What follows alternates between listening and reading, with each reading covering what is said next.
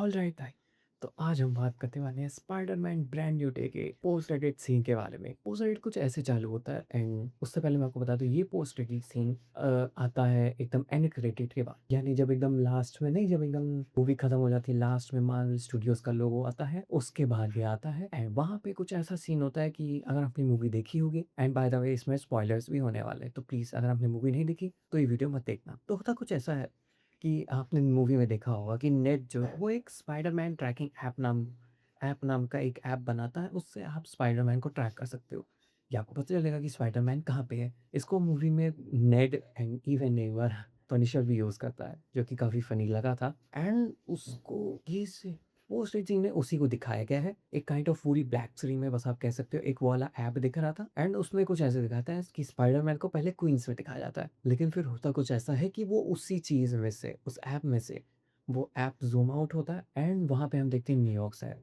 And वो पूरा बड़ा होते होते ज़ूम आउट होते होते वो पूरी अर्थ बन जाता है, लेकिन स्पाइडरमैन अब भी वहाँ नहीं होता। फिर जो ऐप है वो रोल करता है एंड वो चला जाता है कहीं आउटर स्पेस में एंड फिर वो आउटर स्पेस में कहीं ब्लिंक करके लिखा आता है कि स्पाइडरमैन यहाँ है एंड उसके बाद स्क्रीन पे लिख के आता है स्पाइडरमैन विल रिटर्न। अब देखने में तो ये सीन छोटा सा लगता है, लेकिन ये सीन बताता क्या है? अब ये सीन हमें बताता है कि जो हमारा स्पाइडरमैन है वो एकदम डूम्सडे में तो है नहीं, तो वो कुछ ऐसे टाइप का बताया जा सकता है कि हो सकता है स्पाइडरमैन जो है वो अपना स्पेस में लाइक आफ्टर डॉक्टर डू के इंकर्जन्स के बाद इंकर्जन होने लगे and Spiderman out of nowhere earth कहीं आउटर स्पेस में है। अब वो आउटर स्पेस में कैसे है, क्यों है, इसकी मेरे पास एक वाइल्ड थ्योरी है। थ्योरी कुछ ऐसी है कि डूम्सडे की वजह से, डूम की वजह से जो इंकर्जन होने वाले हैं उसकी वजह से अपना जो स्पाइडरमैन है वो कहीं आउटर स्पेस में फंस जाएगा। अब वो आउटर स्पेस कहाँ पे हो सकता है? अब वो आउटर स्पेस जहाँ पे भी हो, लेकिन एक जगह तो ये है कि वो आउटर स्पेस या तो बैटल वर्ल्ड हो सकता है एंड ये चीज़ इसीलिए भी बढ़ी है क्योंकि अवेंजर्स सीक्रेट वॉर्स में,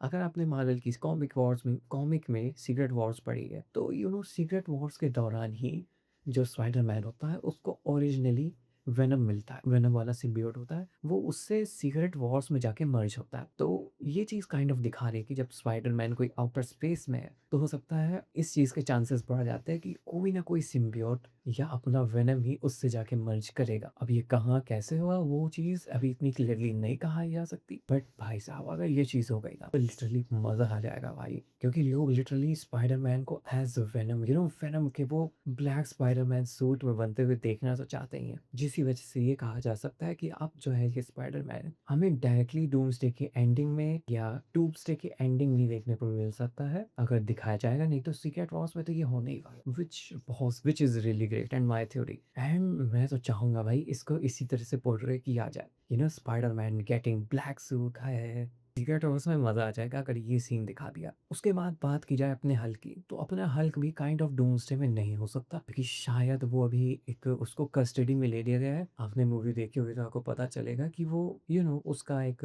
वो हल्क में ब्रेक डाउन हो जाता है एंड उसने थोड़ी बहुत वो भी मचा दी होती है, जिसकी वजह से हम उसको कस्टडी में ले लिया गया एंड एक साइकेट्रिस्ट के पास भी भेजा गया जहाँ बेसिकली उसका कुछ दिनों तक सेशंस चलेंगे। तो इस वजह से हो सकता है हल्क हमें न्यूज़डे में देखने को ना मिले, बट सीक्रेट वॉर्स में भी हल्क की एक बहुत बड़ा फैक्ट है कि सीक्रेट वॉर्स में जो है हल्क का पूरा एक काइंड ऑफ विलेज सा दिखाया जा सकता है, मतलब समझो हल्क विलेज जहाँ पे सारे हल होंगे। एक कॉन्सेप्ट आर्ट भी उसी चीज से रिलेटेड लीक्ड भी हुआ था, वो मैं आपको दिखा नहीं सकता, बट आपने देखा है तो आप जानते हो। और क्योंकि सीक्रेट वॉर्स में हल्क एंड थॉर इन दोनों की पूरी यूनिवर्स के वेरिएंट्स दिखाए जाएंगे, काइंड ऑफ वैसे ही जैसे डेडपूल कोर दिखाई गई थी उस टाइप से, वेरी दैट इज मजेदार है भाई। उसके बाद मूवी में येलेना का तो डूम्सडे में रोल होने ही वाला है, वी ऑल नो, क्योंकि वो नए अवेंजर्स के पार्ट हैं। लेकिन एक जो कैरेक्टर है ना जीन ग्रे, अब जीन ग्रे की जो बात की जाए तो जीन ग्रे के साथ प्रोफेसर एक्स आते ही हैं एंड मूवी में मैं काइंड ऑफ वेट कर रहा था, मुझे लगा था कि जीन ग्रे के साथ कहीं ना कहीं प्रोफेसर एक्स आएंगे,